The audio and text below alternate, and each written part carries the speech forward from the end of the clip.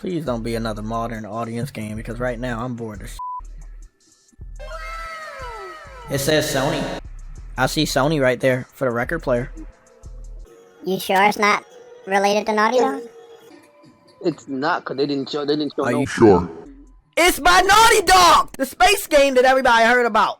Please don't be another modern audience game. This is the new Naughty Dog game.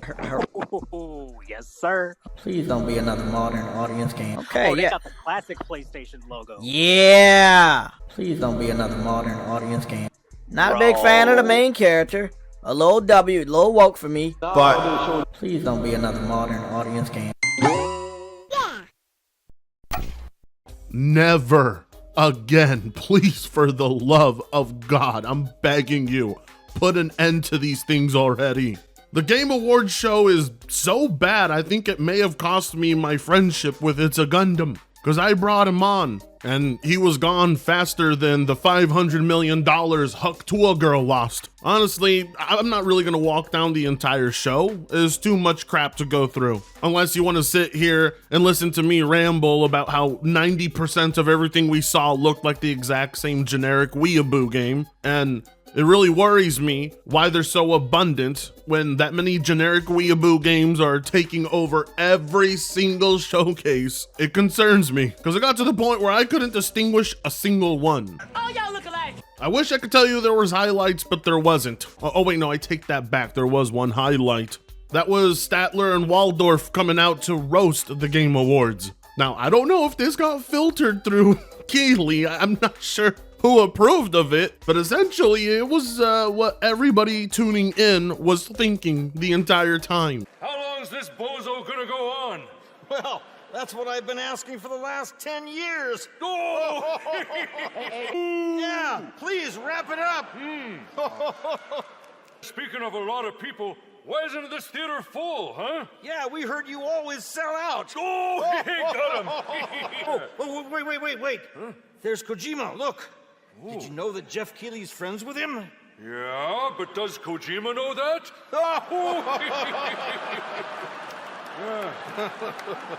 How sad is it though that these two puppets literally came with less strings attached than the actual judges for the Game Awards? On one hand, it's kind of insulting because this is how self-aware everybody hosting the award show is, so it doesn't mean much when the jabs are thrown by the same people hosting the show. It's almost as if, hey, look at us, we're making fun of the thing before you, so now you can't do it. Well, too bad, I'm still gonna do it. The Muppets were 100% right. This entire thing is a giant ad show with award interruptions. You take the ads away and this show could have been at the very least like an hour and 30 minutes, maybe less. They gave non-participants longer time on the stage than the actual people who won, per usual. And then, you know, Jeff Keighley embarrassed the Sony executive guy when he said his name, and then the guy walked up thinking he was gonna go up there to give a speech, only to be stopped before he could get on the stage. It was quite an awkward situation. Get off the stage, you drunk bastard! There was some audio issues too as well, some hissing in the back. You know, they brought out Harrison Ford, who looked like he has the same mental status as Joe Biden does right now. I think he may have been drunk. Thank you.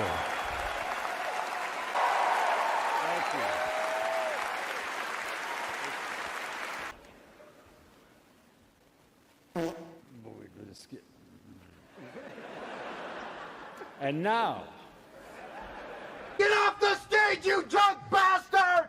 Didn't know exactly where he was, but they brought out a relic from the past to promote the Indiana Jones game, which is pretty good, but unfortunately didn't make the cut. You know, it's kind of weird that that game can show up to the award show, but didn't meet the deadline for the award show. The way this entire thing runs makes no sense. Now, while fortunately they speed blitzed through all the irrelevant awards, that didn't stop them from having at the very least like 10 to 20 minute long commercial intervals in between each meaningful award. And when I say meaningful, I mean meaningful to them, because clearly they didn't care about all the other participants. The only ones that matter are the pretentious Game of the Year and Best Game Direction, which went to Astrobot, and I think that's fully deserved. The game is excellent. At the very least, Balatro and Final Fantasy VII Rebirth didn't win, so Griffin is salty somewhere, and the Industry Plant video game didn't make the cut. And you know, if I sat through this just for those awards, it wouldn't be that bad, but I sat through at least quite possibly over 200 or so commercials and advertisements for video games that I'm not going to touch. We got a Witcher 4 reveal, a new Virtual Fighter reveal, a new Okami game, something that was supposed to be Turok, I think, Elden Ring getting a standalone co-op game, and based on what I was seeing, it looks like the Nameless King and several other Dark Souls bosses were in there, so I'm very curious to see what this is about. Of course, I will be playing it. Then, you know, the people who made Shadow of Colossus and Ico and The Last Guardian, they have a new game, but, you know, their trailer, per usual, didn't say anything, so it may as well not have existed at all. A new Mafia game, Capcom showing a new Onimusha game, Outer Worlds 2 impressing nobody, The Last of Us 2 going to PC, unfortunately. Final Fantasy VII Rebirth getting the quickest PC port to date. No PS5 Pro required, it would seem. Griffin in tears, and in shambles, as we can see in this tweet right here. Oh, it's always good. Include some Griffin salt. It's too good. Oh yeah, Borderlands 4 reveal, if that still excites you. RGG Studio revealing a new project. A new Sonic racing game, a new Ninja Gaiden side-scroller, and you know, that really wraps it up with all the relevant reveals, I guess. Everything else was just an anime weeaboo game. All right, oh yeah, and then, you know, followed along with some very unfunny jokes by Whammon. Did she ever tell you the one about tripping over your girlfriend's bra? No, not this one again, no. Yeah, it was a real booby trap. Oh, yeah. Hey, but hey, have you ever heard the one about trying to catch some fog? I did, but I missed it. Oof. Wow, last one. Did you hear about why the Scarecrow won an award earlier in the show? Dina, please. He was outstanding in his field. Get off the stage, you drunk bastard! And then, of course, musical performances by Snoop Dogg and their orchestra that was so bad it left Jeff Keighley in tears. No, literally, the guy was crying.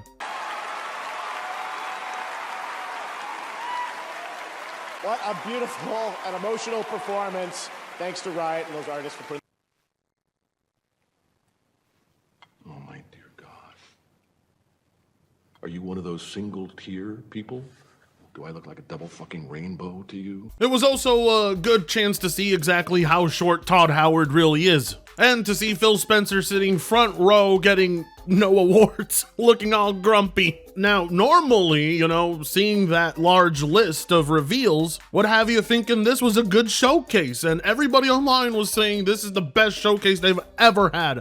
I disagree. It's proof that you can have the best reveals in the world and still fumble all of it because it's nothing but a bunch of CG trailers with no gameplay, and you have to sit through at least like 20 ads before you get to see one. When you mention all of these things, including the fact that you have to stare at Jeff Keighley for about nearly 4 hours, I think it would change minds quite quickly. They had the best reveals at this award show in a long time. Sure, but the show was even more unwatchable than the last one, which makes no goddamn sense because Jeff Keighley literally only works once a year. He has one job, one annual job, and for some reason he just gets worse at it progressively each year. Plenty of reveals with far too long of a runtime can ruin the entire experience. I think what people really liked, like I said, were the reveals, not the actual show. If you gave people the option to just be told the reveals versus sitting through that, we know exactly what they would choose.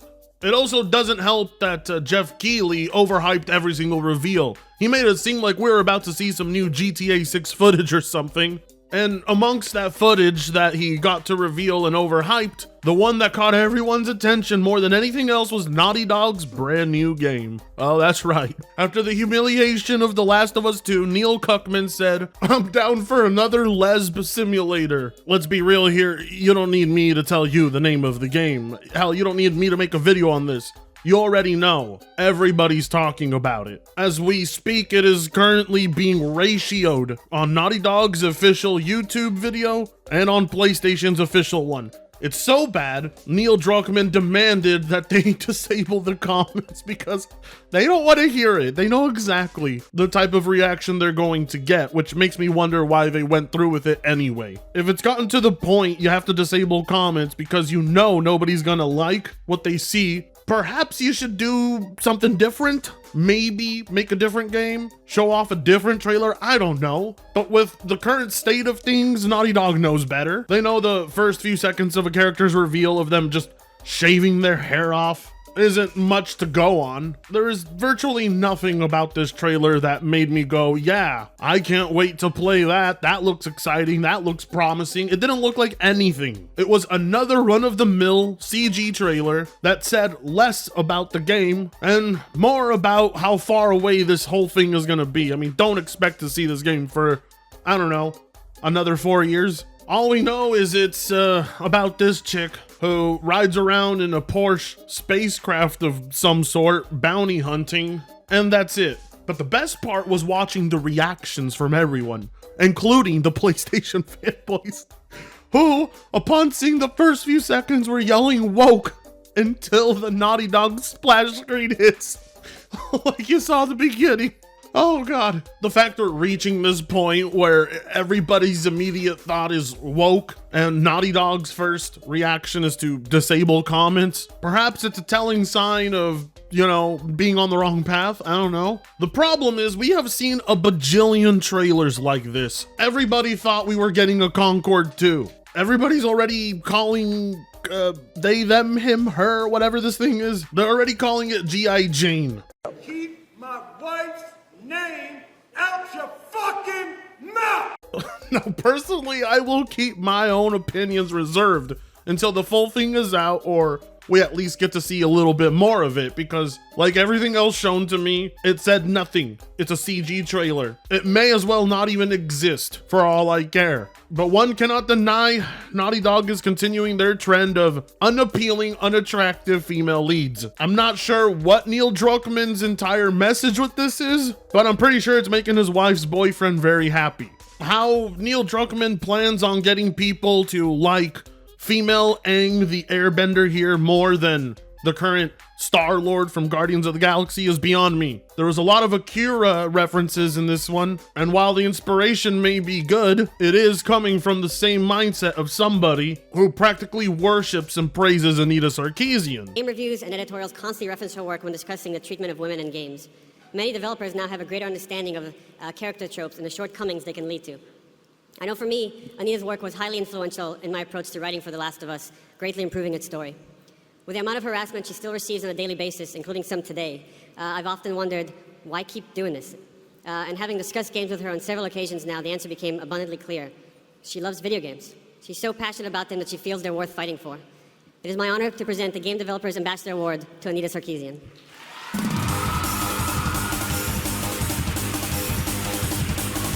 So do not expect any sort of creative writing here. When Neil Druckmann selects people for his game, he selects people who have solely and strictly the same political beliefs he does, as time has shown over and over again with all of the leads he chooses. As it turns out, this right here is the voice actress for Naughty Dog's upcoming intergalactic game. And well, as you can imagine, nobody is surprised. Roll clip. I hope that we just start seeing that the future is here whether we like it or not. We need to not just accept it, but embrace it.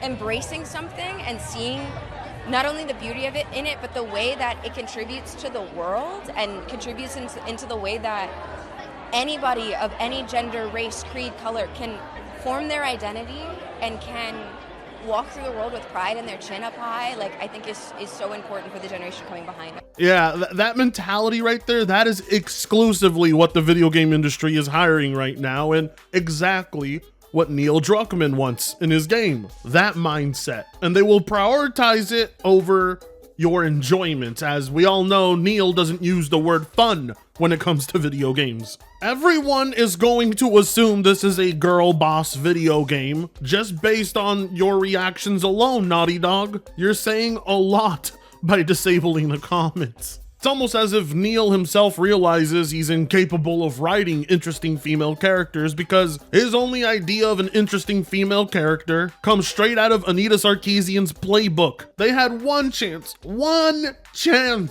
to get this right and make up for their last blunder, but instead they quadrupled down and said, no, we're sticking to what we know doesn't work. The way Jeff Keighley hyped it up, he was making it seem like we were gonna see some GTA 6 footage. And well, with the way PlayStation is hyping this up as a franchise and not a new standalone game, lets you know they're planning on several spin-off films, TV show adaptations, and video games. They're planning something long-term here, but I have a sneaky suspicion it won't last past its first iteration. Look, it doesn't matter how much editing I put into it or how much I try. I will not be able to match the quality of the memes that the comment section has been giving alone as their reaction to this game, which is why I said, screw it, I can't outdo that. We're gonna have some pretty good entertainment for a while now. It's getting increasingly harder to look forward to Sony's first party games, but that's why I'm happy Astro Bot won, because that game has done more with Sony's IPs than Sony has done in over a decade. Naughty Dog going from making classics to making games that have been the source material of some of the best memes in the world for over like 4 years now. That's what we call a fall from grace. We're reaching a point where nobody's looking forward to what they have to show off anymore. Now people are just groaning because they know what to expect when they see what Neil Druckmann wants to show you on screen. If The Last of Us 2 is anything to go off of, you may as well not pre-order this, you may as well not pick it up. It's going to be hell for a while. Good luck, my PlayStation brethren. It's not much better anywhere else. I appreciate your viewership. Like, comment, share, and subscribe if you so choose to. That being said, I'm getting the hell out of here. Peace out. Afrikango sucks ass.